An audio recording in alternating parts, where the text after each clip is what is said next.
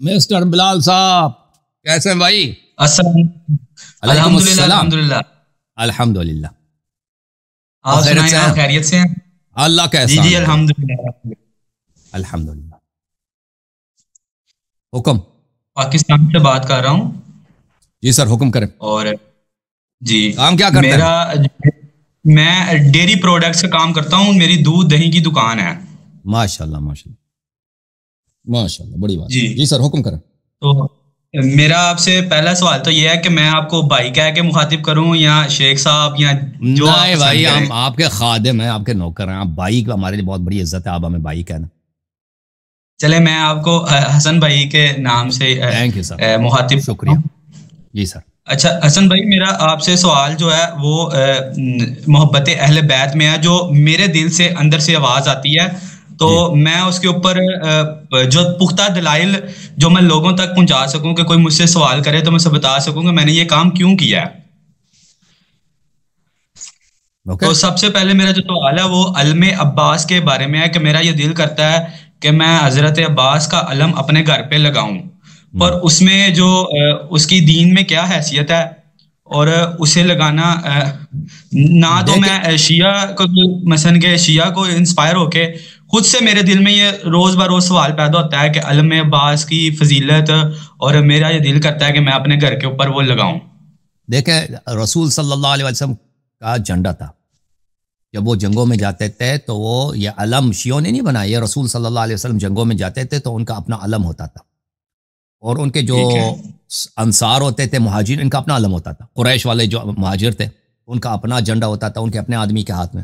انصار بھی یہ تھا نا، جو مقامی لوگ تھے مدینہ منورہ کے، ان کا بھی اپنا، وہ بھی ایک لشکر کا ایک حصہ تھے، بلکہ اکثر وہی تھے، اکثر ان کا بھی جھنڈا تھا، لیکن رسول صلی اللہ علیہ وسلم کا اپنا جھنڈا ہوتا تھا، وہ مولا امیر المومنین علیہ السلام کے ہاتھ میں ہوتا تھا، ہر جنگ میں علم ان کے ہاتھ میں ہوتا تھا۔ تو یہ رسول صلی اللہ علیہ وسلم کی سنت ہے کہ ان کا علم ہوتا تھا، ہر جنگ میں جاتے تھے علم ہوتا تھا۔ روز قیامت بھی ان کا علم ہوگا، اس کا نام ہے لواء الحمد، اور روز قیامت بھی مختلف احادیث، فریقین کے احادیث میں وہ امام علی علیہ السلام کے دست مبارک میں ہوگا، ان کا علم مبارک رسول صلی اللہ علیہ وسلم کا۔ تو امام علی علیہ السلام کا بھی علم ہوتا تھا، مختلف جنگوں میں جاتے تھے۔ امام حسین علیہ السلام کا بھی علم تھا، اور ان کا علم مبارک حضرت عباس علیہ السلام کے دست مبارک میں تھا۔ تو فضیلت علم کی یہ ہے، اور حضرت ابوالفضل عباس علیہ السلام شہنشاہ وفا باب الحوائج علیہ السلام، وہ ان کے فضائل بیان کرنا ہمارے بس کی بات نہیں، ان کی عظمت کی طرف ان کا نام لینا وہ ہمارے بس کی بات نہیں۔ وہ عظمت میں، علم میں، پاکی میں، نور میں امام حسین علیہ السلام کے ثانی ہیں، ان کے برادر ہیں، ان کے نور عین ہیں۔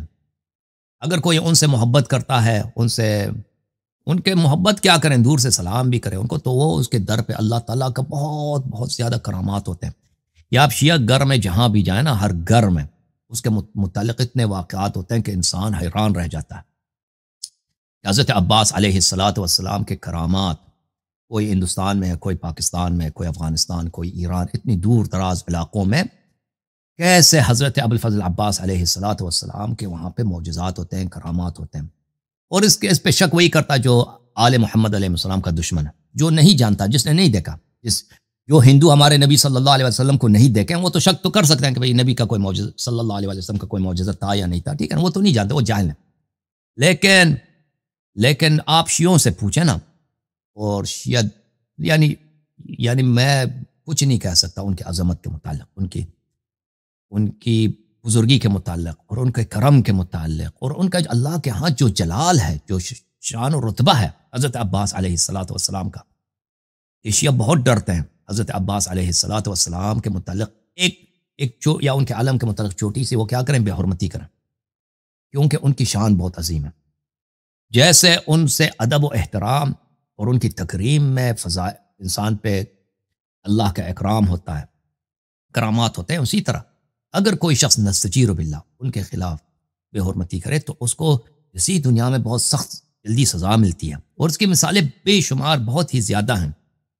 تو یہ اگر کوئی اس بات علم کو اپنے گھر میں رکھنا چاہے، یہ کوئی واجب نہیں کہ آپ علم گھر میں رکھیں، لیکن اگر ان کی محبت میں آپ علم رکھنا چاہتے ہیں تو یہ اچھی بات ہے، لیکن پھر اس کے تکریم اور تعظیم اور احترام کرنا واجب ہوگا۔ صحیح ہے؟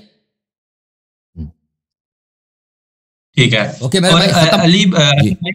حسن بھائی ایک اور چھوٹا سا سوال ہے کہ جیسے کہ لوگ اپنے گھروں کے باہر لکھواتے ہیں علی الولی اللہ اور مثلا یا حسن یا حسین, اور میری یہ خواہش ہے کہ میں لکھنوانا چاہتا ہوں جگیر فاطمہ الزہرا سلام اللہ علیہا, پر اس میں کیا یہ لکھوانا جائز ہے یا کہ میں کچھ غلط تو نہیں سوچ رہا؟ کوئی حرام نہیں ہے, کوئی حرام نہیں ہے, لکھنا جائز ہے. ٹھیک ہے, ٹھیک ہے. مثلا میں اپنے گھر کے باہر خوبصورت سا پیارا سا لکھ سکتا ہوں جگیر فاطمہ الزہرا سلام اللہ علیہا. لکھوا دیں صحیح ہے. چلیں حسن بھائی تھینک یو سر, اللہ آپ کو جزائے خیر دے, بہت مہربانی, اللہ آپ کو بہت عزت دے. Thank you. جوم جاؤ پرواز کرو, کیوں فخر سے سر اٹھا, کیونکہ اللہ تعالیٰ نے تمہیں انتخاب کیا, صراط حق پر صرف تم ہو, صراط ایمان پر صرف کیا, کیونکہ اللہ تعالیٰ نے تمہیں انتخاب کیا, صراط حق پر صرف تم ہو, صراط ایمان پر صرف